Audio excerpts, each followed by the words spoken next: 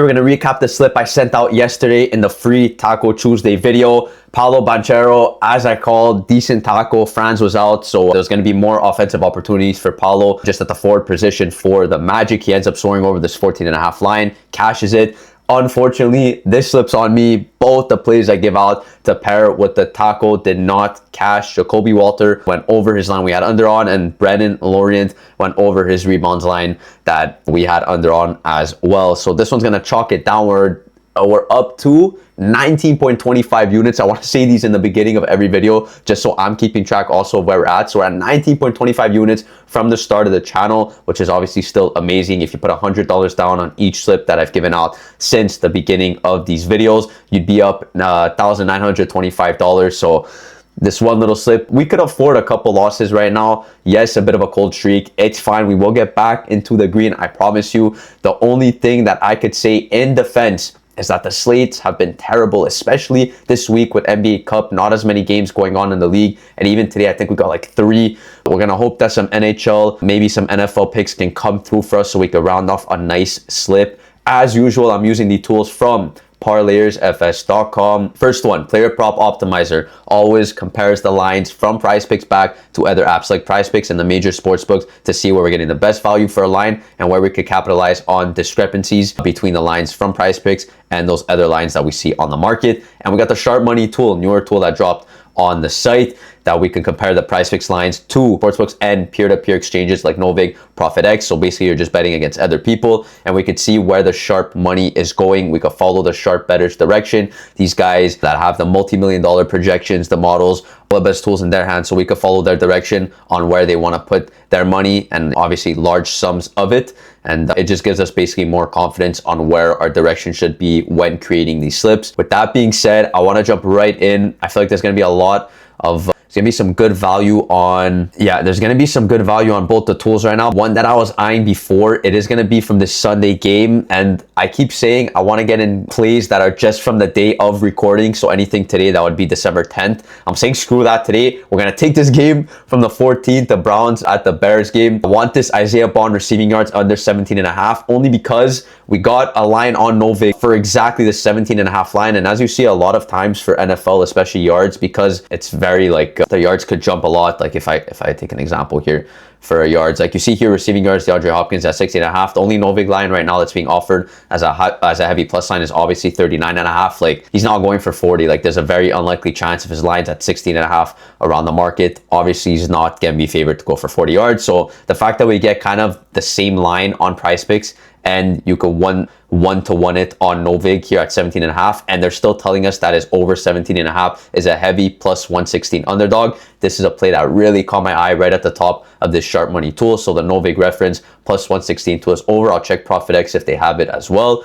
And look at that, they do. They got him actually as a higher plus line. So as you guys know, if you watch the Sharp Money tool tutorial video that dropped last week, I was always explaining how the higher the plus line in this column on the exchanges means that the sharp bettors that are offering this line at higher plus lines believe that his under becomes more and more favored with the higher this plus line becomes, right? Higher plus line here, a higher minus line in the favored direction on the opposite side. So we see here ProfitX is actually going to be a better exchange for this example because they're telling us that it's over 17.5, meaning for him to hit 18 or more receiving yards in this game is going to be a plus 120 underdog. Very unlikely. So we want to be on his parlayers consensus on the under. Minus 132, it's a green play, 53.5%. And you see here across the market, he is offered at 16.5. Some books have him at 15.5. So we're getting a bit of a discrepancy from the 17.5 line. This is going to be enough for me to play this on Prizepicks. I just want to compare back to the optimizer, and we see here that he's actually also offered on 16.5 on underdog. So we're getting his highest projection on Prizepicks, and because it's his highest projection, we'd be smart to take his under,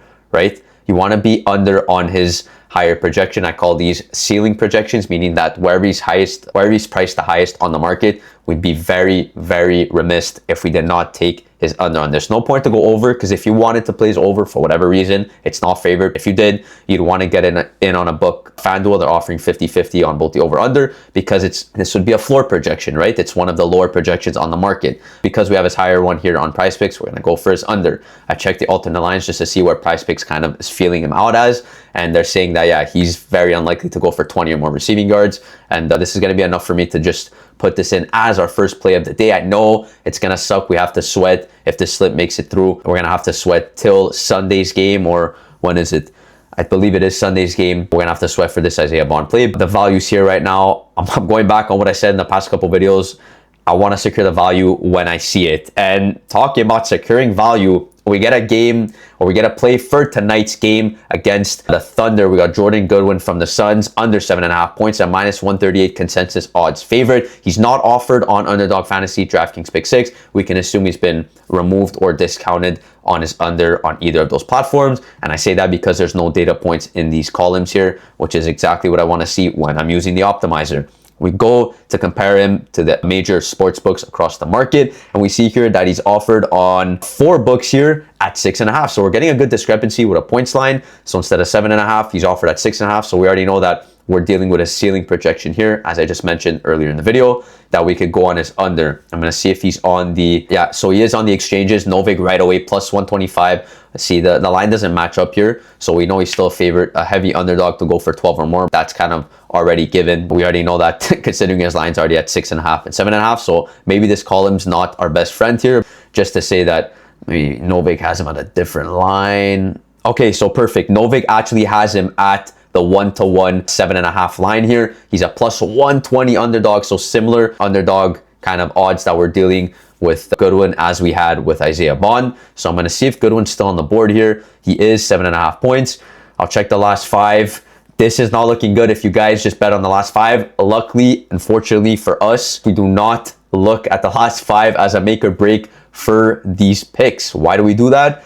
Or I should say, why don't we do that? Because all the tools are telling us to take his under. Look, Goodwin on the optimizer. He has a bunch of lines at 6.5. We get a good discrepancy there. He's not offered on other fantasy apps like Prizepicks. Check 1. Check 2. He's a very heavy underdog on his over. The sharp bettors are saying, look, we want to put our sharp money, our very, very big sharp money on his under 7.5 points. This is the side that you want to be on. All the signs are saying to go under. If he does go over, it happens. He is projected to go under in 53 out of 100 simulations of this game. So maybe it's one of those 46. I don't care. I always take the weighted side of the coin. You want to be on the favored side, right? That's the whole edge that we're getting by playing on these fixed payout systems like Prizepicks.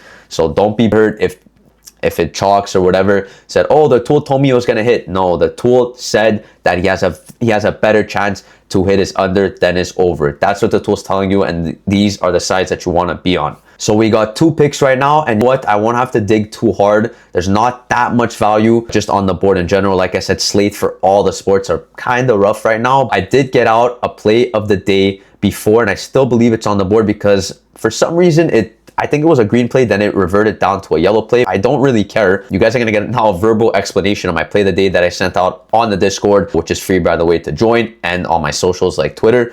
You guys could join that. Also, the links will be in the description of this video as usual.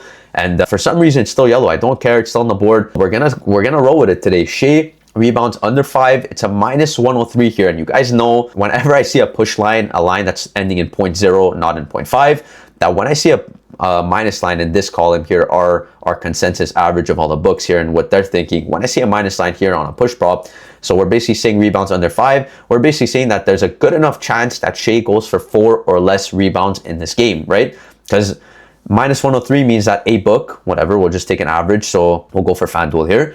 So FanDuel actually has -106 on his under 4.5. What does that mean? They're charging you 6 cents on the dollar for Shai to finish with 4 or less rebounds. And that's what you would have to pay on FanDuel to take this play, right? You have to pay $106 to win 100 on this bet on his under 4.5. So the fact that they're charging juice or vig, whatever you want to call it, it's the same thing. The fact that they're even charging that for him to go for 4 or less is perfect, because that means we green out our push prop here, our push play at 5.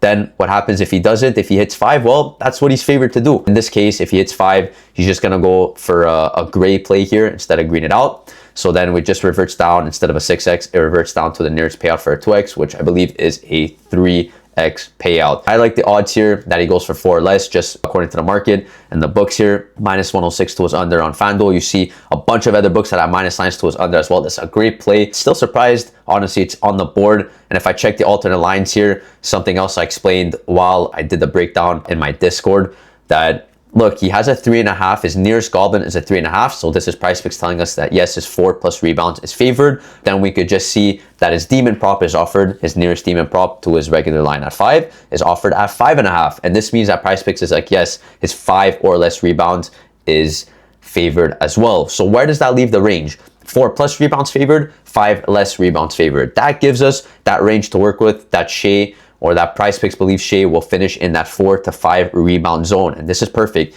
because if they're right, if Prizepicks is absolutely spot on with this, he finishes with 5 rebounds. We gray out the pick and reverse down to the nearest payout. Cool. If not, and Prizepicks is super sharp on this, he finishes with 4 rebounds or less. And what happens there? Well, he greens out the pick, and then we can move on to the other plays to cash out the full 6x. So this is going to be enough for me to finish off the slip. We got one Sunday football pick here. Isaiah Bond under 17.5 receiving yards, ceiling projection that we could go under on. And sharp bettors on Ovig are offering plus money on his over. Same deal with Goodwin. I believe it was the same plus money there on Profit X. Plus 122 is over 7.5 points. And some books are offering him at 6.5 points. So we're getting a good discrepancy there as well. Last pick, Shai 5, just explained it all. There's juice on many books for him to finish with 4 or less rebounds. And Prizepicks even believes that his range should be around that 4 to 5 rebound range. So this is going to wrap up our 3-man. Super hyped to get this slip in at a full 6x. We want to get back on the horse here, back in the green column. I'm going to get this out as always as soon as possible for you guys. I am limited on this account, so even if I want to put more than 5, they will not let me. I have to just put 5 for now. You guys are more than welcome to put down more size on this slip. I just do have to advise, do not put your whole bankroll on these slips. It's not smart. We want to play volume, not just go all in on one slip. Anything can happen, and these power plays are a bit riskier to play. If you miss one play, your whole slip goes red. You don't get any payout for it. Mathematically speaking, especially for 3-mans that they just implemented, a 6x for 3-man, mathematically speaking, long term is what you want to be playing. Do not play these slips in a flex play. I don't care if I go 2 for 3. Do not do it because you're only getting 3x. You might as well just play 2 plays for a 3x payout on a power play, right? So we're going to rip a 3-man power play for 6x, put down an appropriate unit size, and I will see you guys in the next one. Take it easy.